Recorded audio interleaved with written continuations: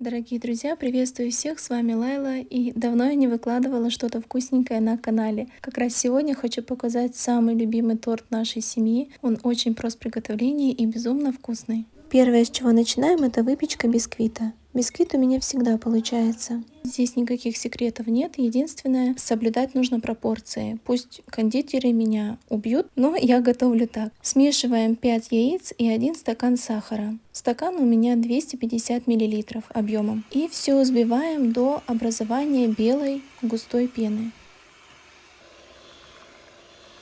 Миксер у меня достаточно мощный, взбивайте на максимальной скорости. Далее добавляем тот же 1 стакан муки в 2 приема. В граммах это 150 грамм. Теперь все аккуратно перемешиваем лопаткой. Старайтесь мешать от дна к верху. Как только полностью мука распределится по массе, ее можно переливать в форму.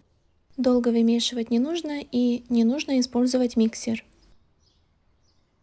Бортики формы я смазываю сливочным маслом, а дно застилаю фольгой. Если у вас форма несъемная, то просто смажьте сливочным маслом. Выливаем тесто, а тем временем у нас уже разогревается духовка на 180 градусов.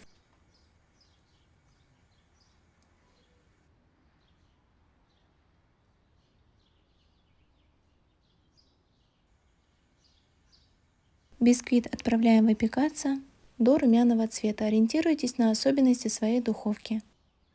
Теперь, пока бисквит остывает, приготовим крем. Возьмем 250 грамм 33% сливок. Меньше жирности не используйте, потому что они просто не взобьются. Еще важный момент, сливки должны быть холодными. Посуда для взбития сливок должна быть сухой и обезжиренной. Взбили до состояния стабилизации, теперь добавляем творожный сыр, сахарную пудру 70 грамм. И сюда же по желанию можно добавить любой ароматизатор. Я использую тирамису. Теперь, чтобы сахарная пудра сильно не рассыпалась по кухне, немного приминаем и взбиваем. Буквально 1 минутку, чтобы все ингредиенты перемешались.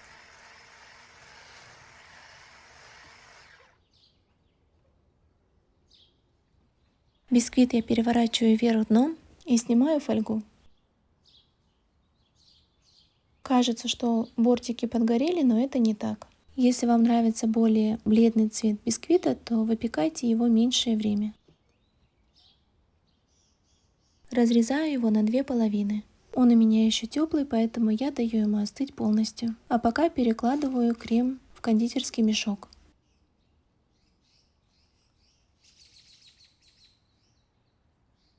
Убираем лишний воздух и делаем на конце небольшой отрез. Далее нам понадобится 1 банан. Режем его тонкими ломтиками толщиной 1-2 мм. Также сверху для украшения торта нам понадобится несколько штук клубники. У нас созрела домашняя, режем ее пополам. На дно тортницы я кладу немного крема, чтобы бисквит не скользил, и выкладываю первую половину. Сверху хорошо пропитываем молоком.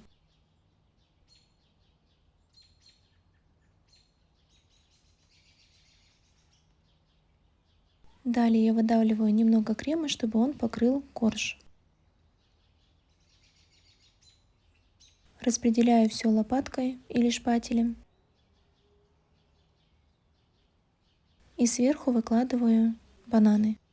Бананы выкладывайте на некотором расстоянии от края бисквита, чтобы они не ездили. Теперь сверху также выдавливаю немного крема и также разравниваю лопаткой.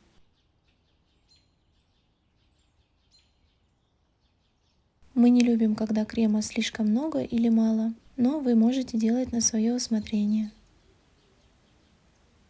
Сверху закрываю второй половиной бисквита, придавливаю немного и также пропитываю молоком. Вместо молока можно использовать сахарную воду или какой-нибудь фруктовый сироп, сок, все, что вам нравится. Сверху выдавливаем оставшийся крем и распределяем его по поверхности и боковинам торта.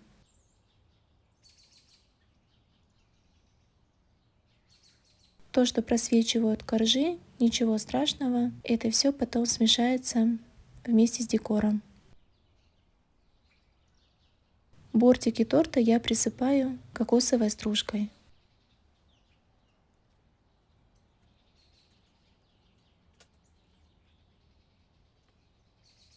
Затем выкладываем в середину половинки клубники. Мне нравится выкладывать в виде цветочка.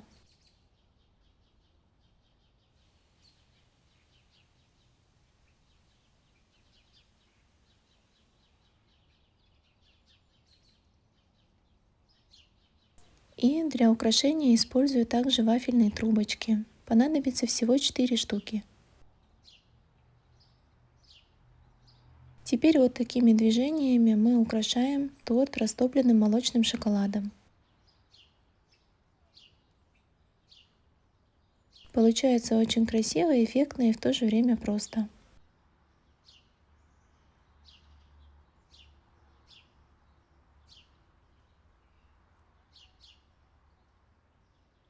Кстати, вместо молочного шоколада можно использовать карамель. Вот такой у нас торт получился. Я считаю, что для домашнего варианта очень даже неплохо, красиво. Теперь осталось только убрать его в холодильник и дать настояться часа 3-4, но желательно на ночь. Я готовила торт в первой половине дня, сейчас у нас вечер, и мы можем уже его попробовать. Торт очень мягкий, в меру сладкий. Количество сахарной пудры можете регулировать на свое усмотрение. Также можно сделать крем совсем без сахарной пудры, либо заменить ее на мед. Получится также вкусно.